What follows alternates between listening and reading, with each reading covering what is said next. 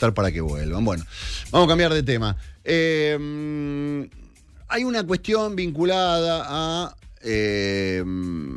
la reglamentación del derecho de huelga. Sí, no, hasta dónde, esto sí, esto no. Bueno, el gobierno intenta destrabar muchas complicaciones que se generan del exceso de politización de esta situación, porque básicamente más que un gremio, tenés casi un espacio político en contra de las políticas del gobierno. Entonces, cada medida de fuerza no tiene tanto que ver con defender a los trabajadores, sino complicarle la vida a un gobierno. Históricamente pasa eso desde que existe el peronismo, desde que existen los gremios y desde que existe alguien que no es peronista que intenta gobernar. La misma jueza que anuló el decreto sobre los estatales, ¿no? Sobre esta posibilidad de que el gobierno retire este día no laborable para los estatales, ahora invalida la reglamentación del derecho a huelga. Moira Fulana se llama, hizo lugar a un amparo de la CGT considerando inválidos 2 artículos de esa norma. Ya había dictaminado lo mismo en un amparo de ATE y luego contra el gobierno por el asueto del Día del Trabajador del Estado. Ricardo Carpena está con nosotros para ayudarnos a entender qué es lo que está sucediendo. Ricardo, bienvenido, ¿cómo te va?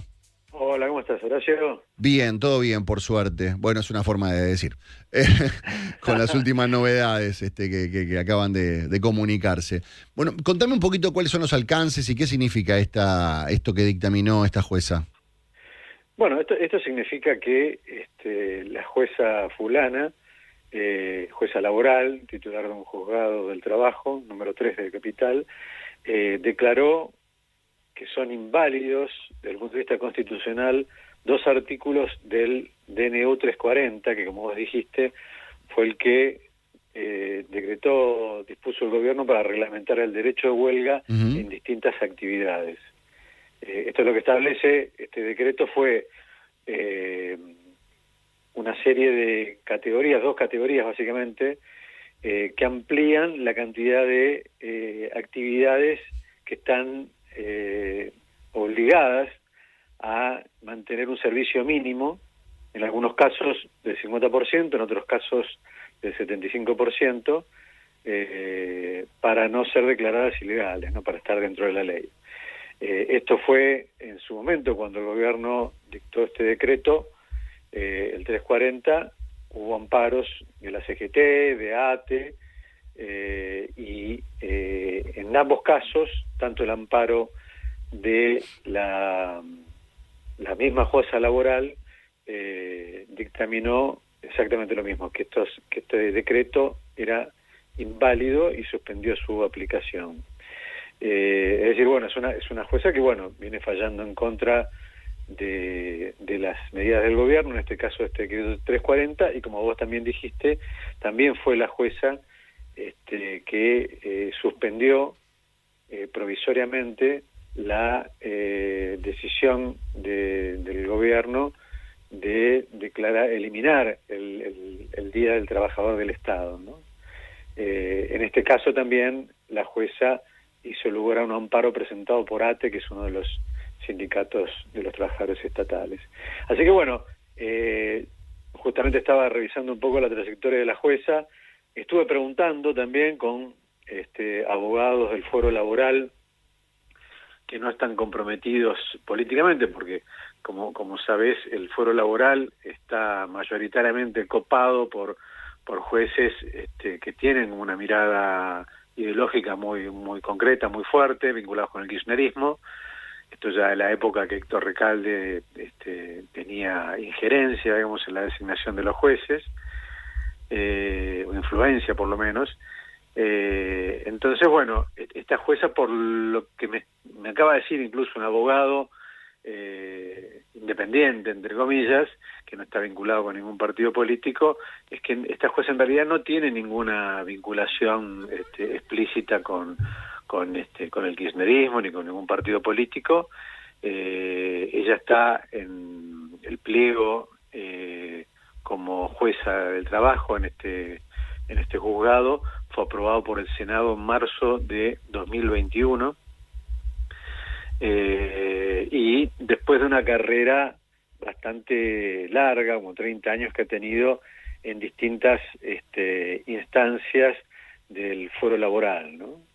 Así que bueno, concretamente una abogada, una jueza, perdón, que se transformó en la pesadilla para el gobierno, y en el caso del fallo que dictó hoy, que tiene que ver con el decreto 340, lo que hace incluso es determinar que en realidad no existía la urgencia a la que el gobierno debería haber justificado, digamos, para dictar un DNU, ¿no?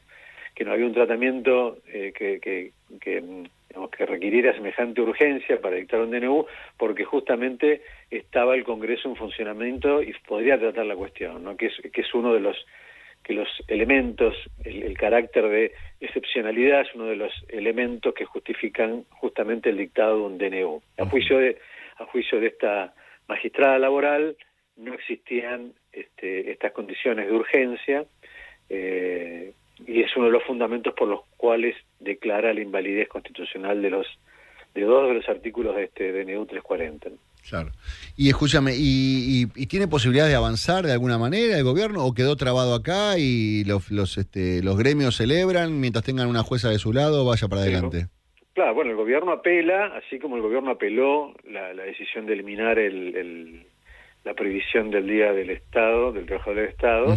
El gobierno también apela, en este caso va a apelar seguramente este mismo fallo de la jueza fulana, pero bueno, recordemos que un trámite similar, no en este caso la misma jueza, pero un trámite similar siguió en su momento el decreto, el DNU 70, ¿se acuerdan? Al principio del gobierno de Milei, que incluía varios capítulos, un capítulo con varios artículos vinculados con la reforma laboral.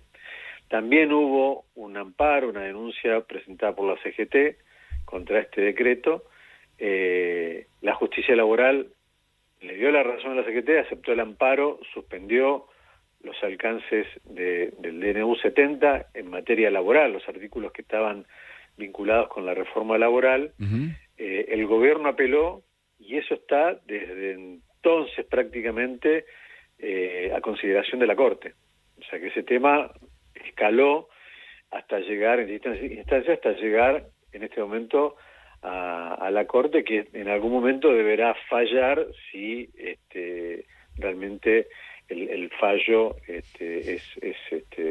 válido o no, es decir, si las razones que esgrimió en su momento la justicia laboral son válidas como para frenar, como para haber considerado inconstitucional el DNU 70. Bien. Ahora seguramente va a seguir un trámite similar, este decreto del gobierno, pero obviamente esto implica un traspié para la administración libertaria, porque obviamente los efectos del decreto quedan suspendidos. Clarísimo. Bueno, estaremos hablando próximamente seguro para ver cómo amplían todo esto. Ricardo, gracias como siempre por ayudarnos a entender lo que está pasando.